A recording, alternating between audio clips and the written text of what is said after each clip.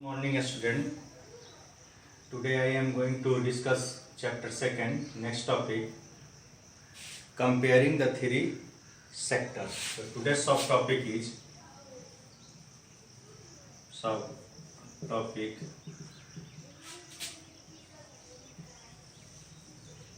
comparing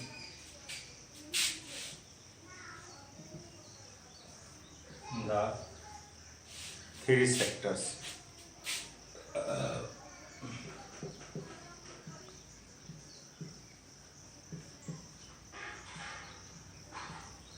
sectors of Indian economy. Indian economy के जो three sectors हम लोगों ने पढ़े थे। आज हम लोग पढ़ रहे सेक्टर्स ऑफ इंडियन इकोनॉमी। तो फर्स्ट क्लास में आप लोगों को मैंने बताया था there are three sectors of Indian economy on the basis of production, primary sector, secondary sector and tertiary sector, and we have also discussed detail all these sectors, and I also expect that all of you understood this last class topic. So I give a assignment to you, complete the work of chapter page number 24. One table has given, the table number is 2.1 and let's work these out. ये करना है दो काम तुम लोगों को।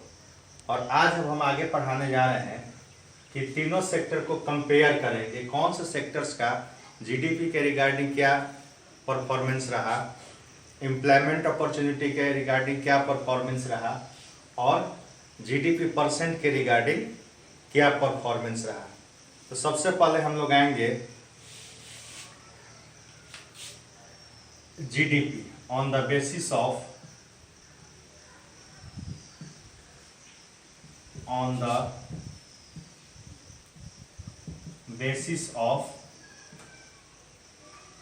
GDP के base पर तीनों सेक्टर को हम कैसे कंपेयर करेंगे। सबसे पहले इसके लिए हमें जानना जरूरी है कि व्हाट इज जीडीपी।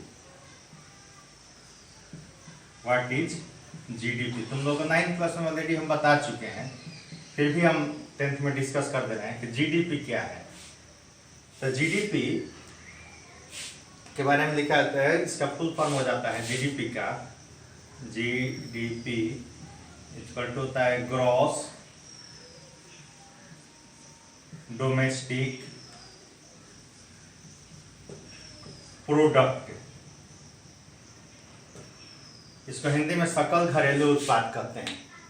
ये क्या होता है कि किसी देश के अंदर एक वित्तीय वर्ष में जितने अंतिम एवं वस्तुएं एवं सेवाओं का उत्पादन होता है उसका बाजार मूल्य हमारे देश का जीडीपी कहलाता है। तो इसको इंग्लिश में कैसे लिखेंगे? It is the sum of market value of all final goods and services which produced within a country in a financial year. फिर से रिपीट कर रहे हैं, it is the sum of market value of all final goods and services which produce within a country in a financial year. एक वर्ष के अंदर जितने भी फाइनल गुड्स एवं सर्विसेज का प्रोडक्शन होता है वो गुड्स एवं सर्विसेज हमारा उस वर्ष का जीडीपी होता है। जैसे कोई कंट्री का ये बाउंड्री है, कोई ये कंट्री है, तो इसके अंदर जितने भी मार्केट वैल्यू ऑफ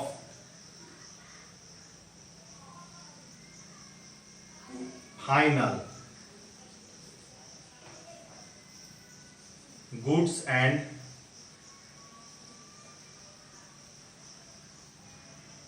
सर्विसेज, जितने भी इसका market value of all final goods and services हुआ वो हमारे देश का जीडीपी हुआ। सम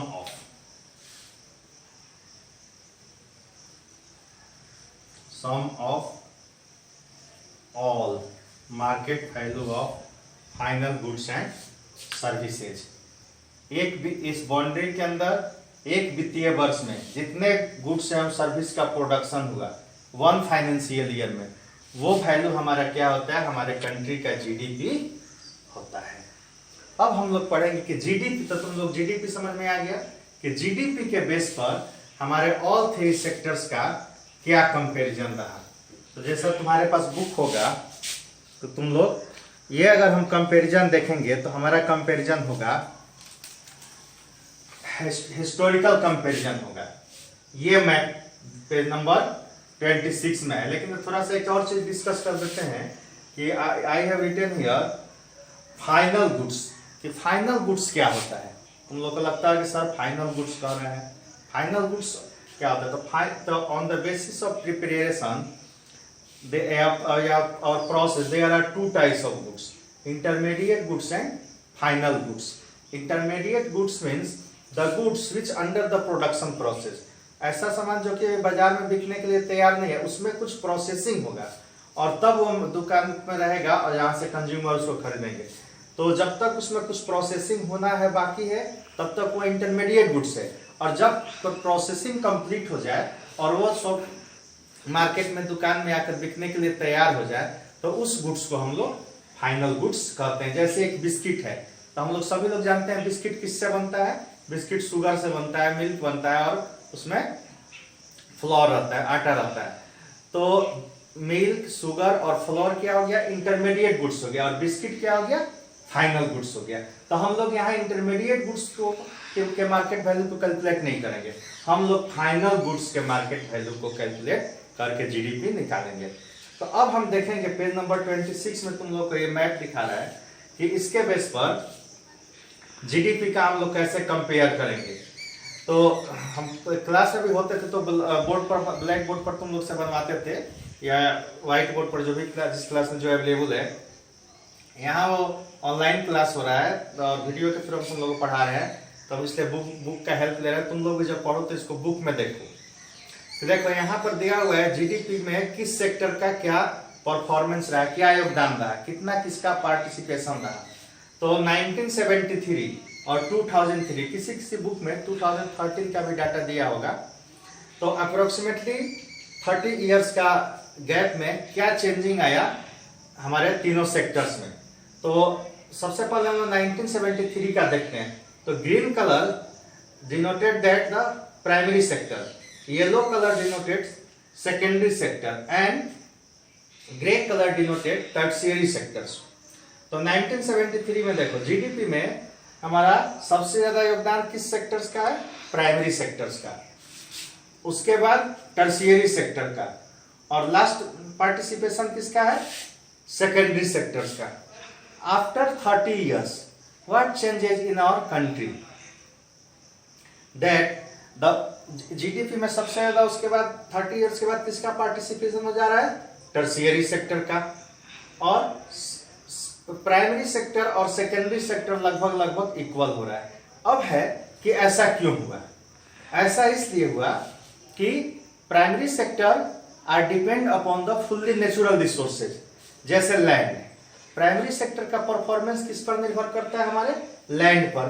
तो अब तुम लोगों को 9th क्लास में मैंने पढ़ाया था कि land is a fixed capital, it means what, we can not extend land, land को हम लोग बढ़ा नहीं सकते हैं। और आज भी तो प्राइमरी सेक्टर में प्रोडक्शन बढ़ाने के लिए नेचुरल रिसोर्स को बढ़ाना होगा, और नेचुरल रिसोर्स को, सभी रिसोर्स को बढ़ाना हमारे लिए उतना आसान नहीं है। इसलिए हमारा प्राइमरी सेक्टर में बहुत ज्यादा प्रोडक्शन बढ़ा, लेकिन सेकेंडरी सेक्टर के कंपेयर में प्रोडक्शन, टर्शियरी सेक्टर के कंपेयर में प्रोडक्शन हमारा नहीं बढ़ पाया। और जो टर्शियरी सेक्टर है वो क्या है, फुल्ली हमारा टेक्नोलॉजी बेस है। जैसे आजकल तुम लोग कम्युनिकेशन के सेक्टर में देख रहे हो, एक दूसरे से बात करने के लिए पहले सिर्फ लैंडलाइन होता था, पोस्ट कार्ड होता, आज क्या है, डिफरेंट मोबाइल फोन हो गया है, इंटरनेट हो गया है, व्हाट्सअप करते हैं, फेसबुक करते हैं। Lot of advancement and investment come in tertiary sector, so the production of tertiary sector increased rapidly, and due to these reasons the tertiary sector participated in our GDP at the most level, and then and after that the primary sector and list as the secondary sector. लेकिन हम उम्मीद करते हैं कि secondary sector में भी primary sector से ज्यादा जीडीपी में पार्टिसिपेशन बढ़ने लगेगा। तो ये रहा जीडीपी में पार्टिसिपेशन तीनों सेक्टर्स का। तो रीजन क्या है टर्शियरी सेक्टर का जीडीपी में पार्टिसिपेशन बढ़ने का, कि टर्शियरी सेक्टर जो हमारा है fully based upon the technology, और प्राइमरी सेक्टर जो हमारा है वो based on the natural resources. और टेक्नोलॉजी हम बढ़ा सकते हैं, अपने प्रोडक्शन को बढ़ा सकते हैं, और रिसाइकलिंग का भी इफेक्ट हमारा टर्शियरी सेक्टर पर पड़ता है, और वो हमारा इफेक्ट प्राइमरी सेक्टर्स पर नहीं पड़ता है। और दूसरा रीजन है कि प्राइमरी जो भी हमारा अगर कोई सेक्टर प्रोडक्शन सेक्टर डेवलप था पहले, तो प्राइमरी सेक्टर में बहुत ज्यादा डेवलप था, सेकेंडरी और टर्शियरी सेक्टर उस कंपेयर में डेवलप नहीं था। उसके बाद से डेवलपमेंट में जो भी हमारा रिसोर्सेज है उसको हम लोगों ने कहाँ लगाया, टर्शियरी सेक्टर में लगाया, जिसका परिणाम आज हमें दिखाई मिलता है। और आज जो हम लोग ऑनलाइन क्लास चला रहे हैं इस महामारी के घर में कोविड-19 का जो इफेक्ट हुआ है, तो ये भी किसका दिन है, ये हमारे टर्शियरी सेक्टर के परफॉर्मेंस का ही योगदान है कि हम लोग घर बैठे भी अपना पढ़ाई कर रहे हैं। उसके बाद से सेकंड कंपेयरिंग बताएंगे तुम लोगों को कि share of sectors in GDP. तो यहां देखो यहां क्या हो कि अगर परसेंट के रूप में हम देखेंगे तो 1973 में सबसे ज्यादा प्राइमरी सेक्टर का था, उसके बाद टर्शियरी का सेकेंडरी सेक्टर, लेकिन परसेंट पार्टिसिपेशन देखा जाए तो टर्शियरी सेक्टर सबसे ज्यादा है, उसके बाद प्राइमरी सेक्टर, उसके बाद सेकेंडरी सेक्टर है। लेकिन अब एक चीज आप लोग को बताना है कि on the basis of employment, कि तीनों सेक्टर का जो हम कंपेयर करेंगे, ये तो हमने कंपैरिजन दिखा दिया on the basis of GDP. अब हम जो कंपेयर तुम लोगों को बताने जा रहे हैं, दिखाने जा रहे हैं, वो बता रहे हैं हम तुम लोगों को on the basis of employment, कि एम्प्लॉयमेंट के बेस पर हमारा क्या रहा तीनों sectors, means primary sector, secondary sector and tertiary sector. तो अब देखो थोड़ा सा इससे डिफरेंट है, जीडीपी के बेस पर बता दिए, जीडीपी और जीडीपी परसेंट भी सेम रहा। अब हम बताने जा रहे हैं on the basis of employment.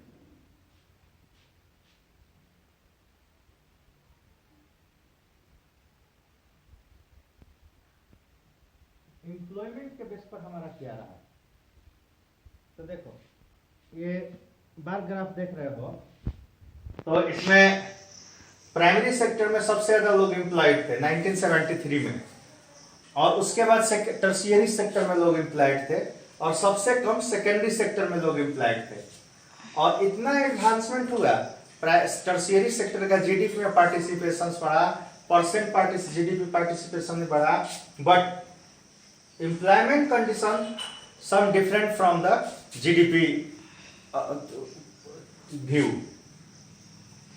अब देखो तो एम्प्लॉयमेंट के रिगार्डिंग क्या कंडीशन है कि जो प्राइमरी सेक्टर उसमें सबसे ज्यादा लोग एम्प्लॉयड है, उसके बाद टर्शियरी सेक्टर रहता है, और सबसे कम कौन सा सेक्टर है, सेकेंडरी सेक्टर। तो व्हाट इट्स रीजन, तो तुम लोग को बता रहे हैं कि हमारा टर्शियरी सेक्टर डेवलप हुआ, लेकिन उस तुलना में टर्शियरी सेक्टर में एम्प्लॉयमेंट इंक्रीज नहीं हुआ। What it's reason, it's reason is कि टर्शियरी सेक्टर डिपेंड अपॉन और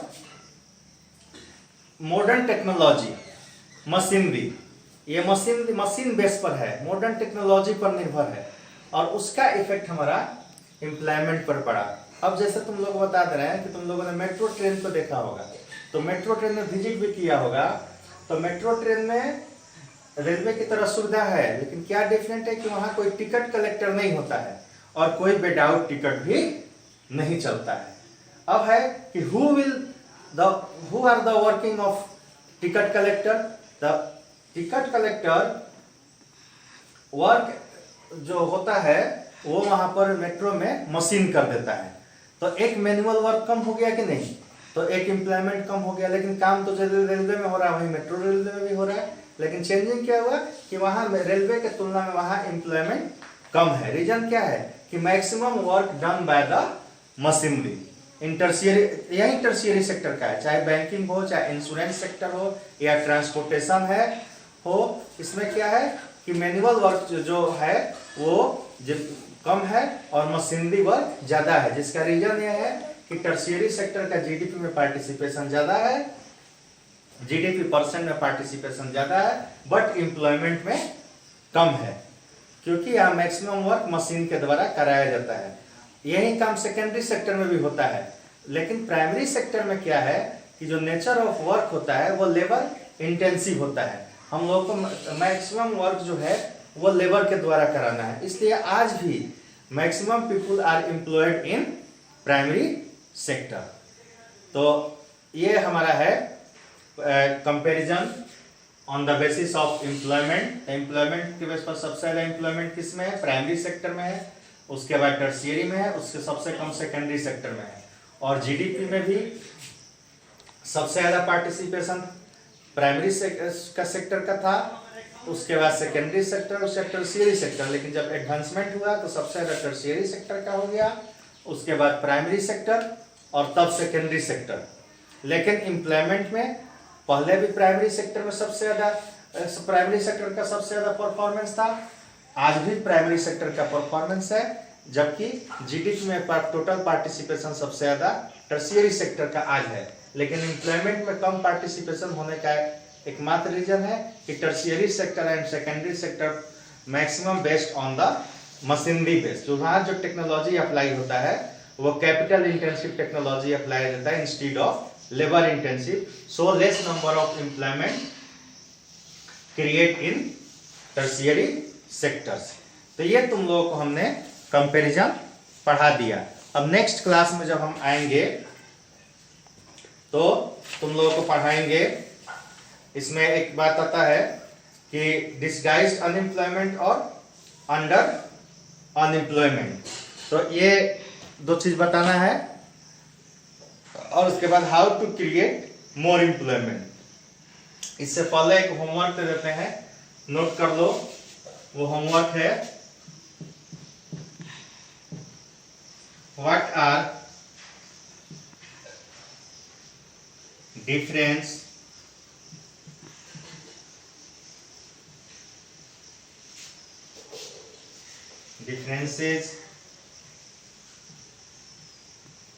between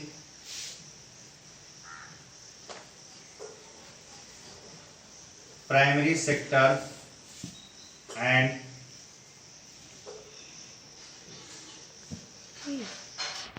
सेकेंडरी सेक्टर। ये क्वेश्चन कर लेना लोग।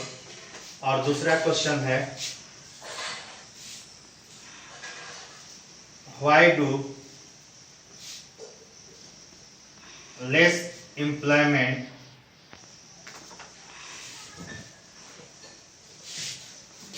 क्रिएट